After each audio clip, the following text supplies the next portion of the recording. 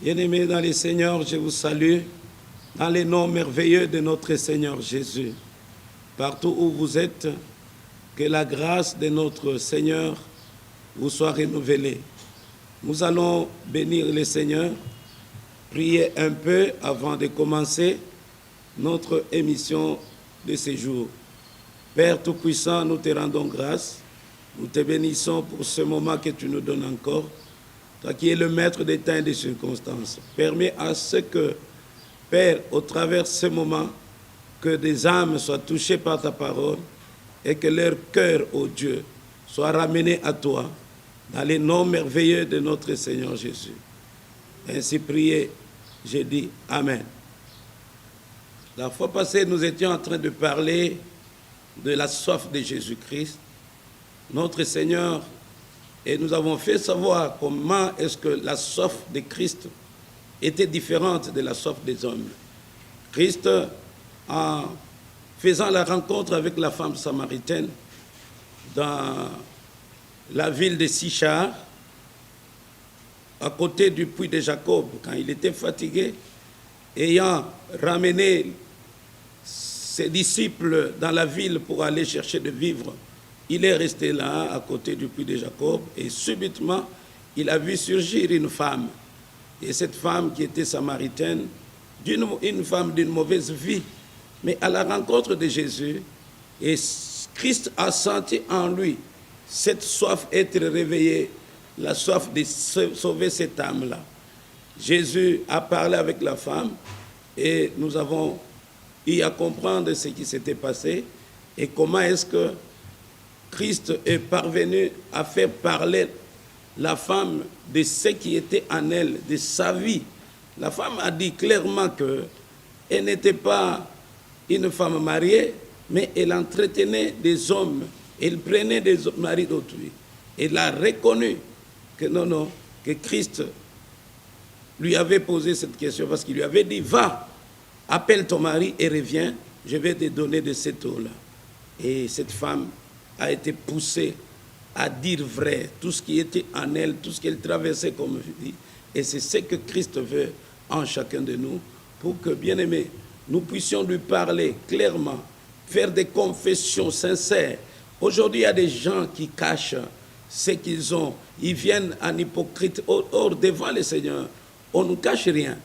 Dieu veut voir les gens qui sont vrais. Voilà pourquoi Christ avait dit à la femme, en cela tu dis vrai. Et tu as eu raison. Bien-aimé, Christ a besoin de te dire que tu as raison. Il a besoin de voir que tu es vrai en toi-même. Ce qui sort de ta bouche, c'est ce qui réellement se trouve dans ton cœur. Là où les gens ne voient pas, quand tu les déclares, tu es vrai. Dieu a besoin des gens qui sont vrais pour les aider, pour aller de l'avant avec eux et transformer leur vie. Que Dieu vous bénisse abondamment. Et aujourd'hui, nous allons continuer, parce que quand Christ disait à la femme, en cela tu as dit vrai, automatiquement, quelque chose s'est passé dans la femme. Il y a une transformation. Et la femme qui était adultère et tout ça devant le prophète, elle a dit, je vois que tu es prophète. Et automatiquement, son cœur a été ramené à Dieu. Son cœur a été tiré du mal, de la vie dans laquelle elle se trouvait, et son cœur a pensé directement à adoration. Et Dieu a envoyé son Fils pour que nous soyons des vrais adorateurs. Oui, cette femme-là, à partir de ces jours-là, a été transformée de la femme adultère, et elle a commencé à penser, son cœur a été tourné à Dieu. Car selon Malachie, chapitre 4, verset 6, il est dit, l'esprit d'Élie ramènera les cœurs des pères aux enfants et le cœur des enfants aux pères. Bien-aimés, c'est ça le travail que Christ est venu faire. Il est venu nous ramener au Père pour que nous soyons des vrais adorateurs. Car il a dit à la femme, car l'heure est venue, et elle est déjà venue, où les vrais adorateurs adoreront le Père en esprit et en vérité. La femme a révélé une réalité qui existait en ce moment-là. Bien-aimé dans le Seigneur, elle a dit à Christ, vous les Juifs, vous dites que les lieux où il faut adorer, c'est à Jérusalem. Mais nous, nos pères, ont adoré sur cette montagne. Oui, c'est vrai, bien-aimés, à cause de cette scission qu'il y avait entre Juda et Israël, mais ce que Dieu reconnaissait avant la venue de Christ, c'est à Jérusalem que se trouvait le temple. Le temple, et tout le monde devait aller adorer à Jérusalem. Mais de l'autre côté du temps du roi Jéroboam, lui, il s'est fait aussi des sacrificateurs selon lui.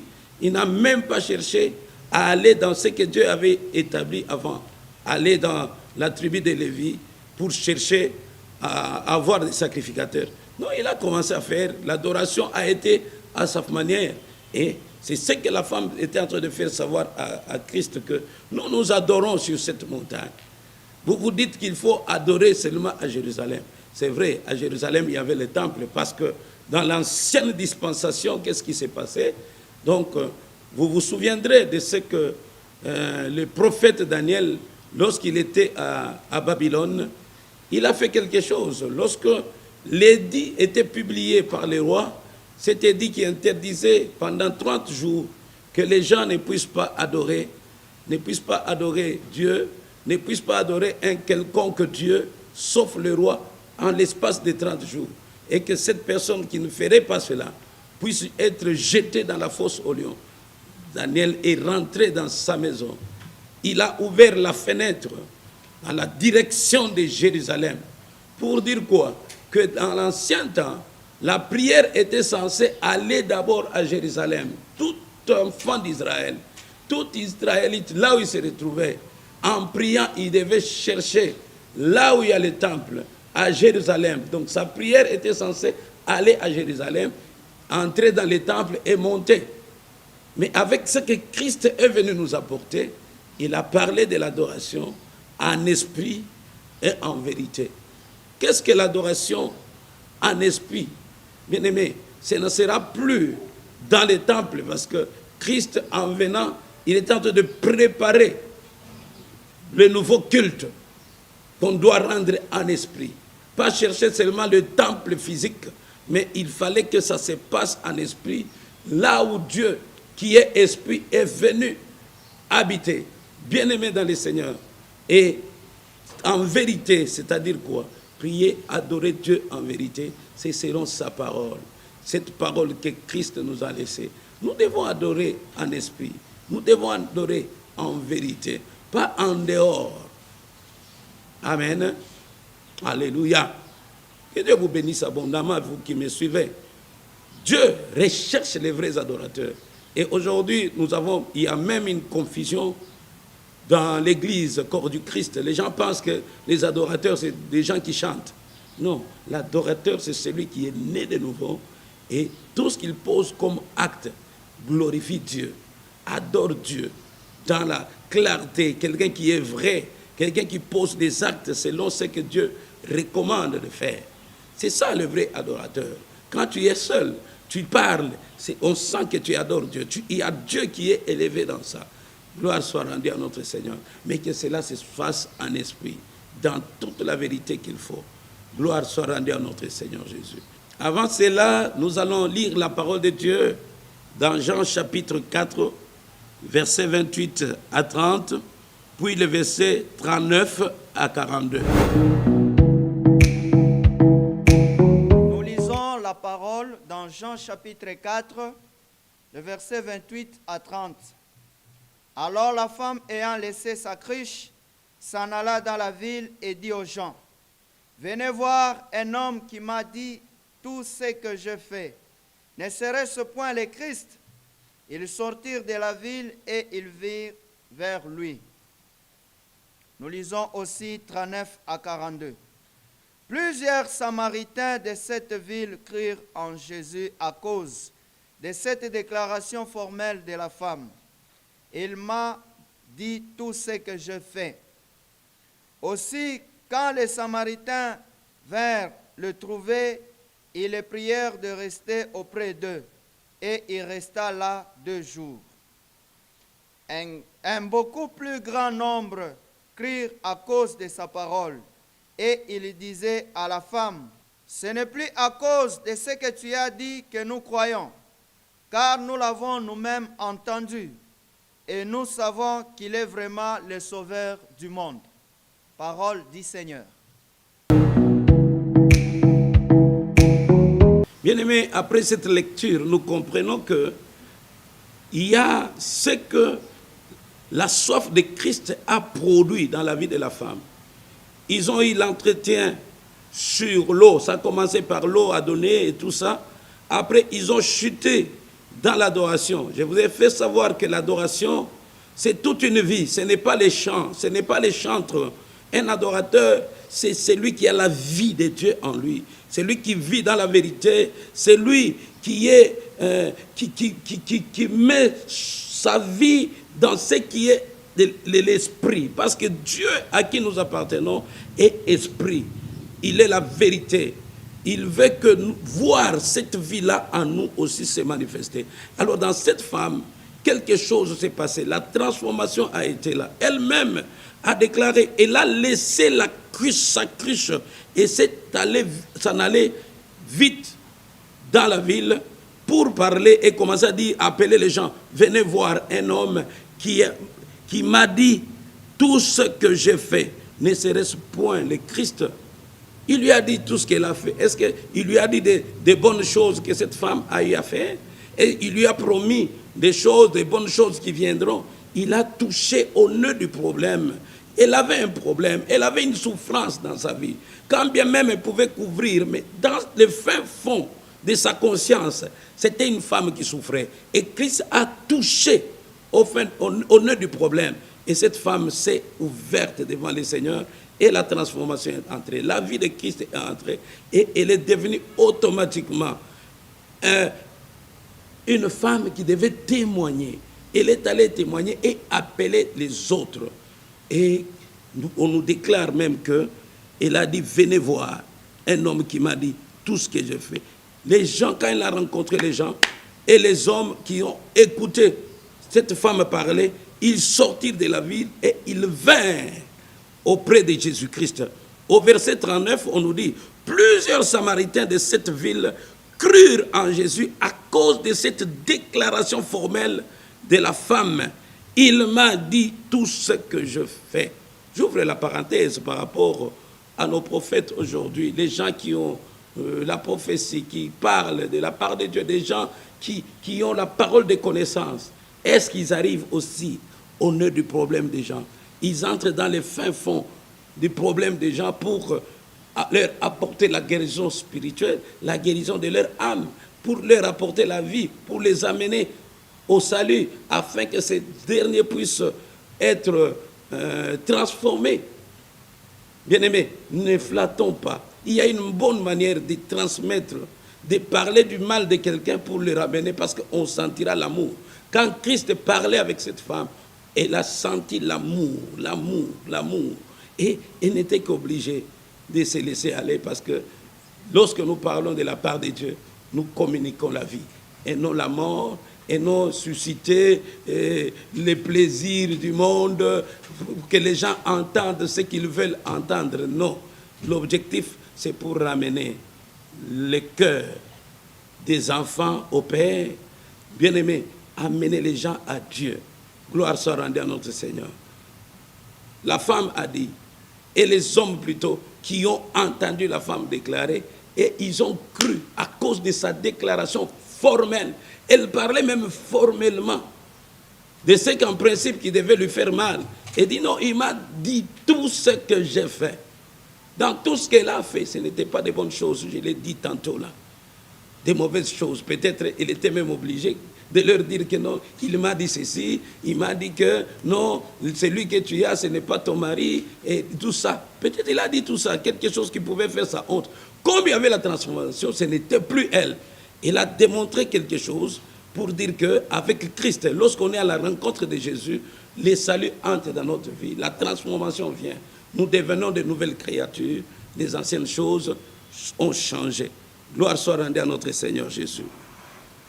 Alors, ainsi quand les Samaritains vinrent le trouver, ils les prièrent d'entrer de rester auprès d'eux et il resta là 2 jours. Un beaucoup plus grand nombre crurent à cause de sa parole. Bien-aimés, la parole de Christ, c'est une parole qui doit frapper les cœurs. C'est une parole qui doit communiquer la vie. C'est une parole qui sauve. C'est une parole qui amène les gens à avoir la foi en lui. La parole du salut, parce que Jésus-Christ est la porte. Il a dit, je suis la porte. Si quelqu'un entre par moi, il sera sauvé. Christ est le chemin, il est la porte, il est le chemin, la vérité et la vie. Venez à Christ. Si nous voulons aller à Dieu, passons par Jésus-Christ, croyons en lui. Nous allons avoir la vie sauve. Gloire soit rendue à notre Seigneur Jésus. Et il disait à la femme, ce n'est plus à cause de ce que tu as dit que nous croyons, car nous l'avons entendu nous-mêmes et nous savons qu'il est vraiment le sauveur du monde. Gloire au Seigneur. Bien-aimé, j'aimerais rentrer un peu. La femme a laissé sa cruche. Bien-aimé, je te dis là où tu es. Tu as une cruche de ta soif.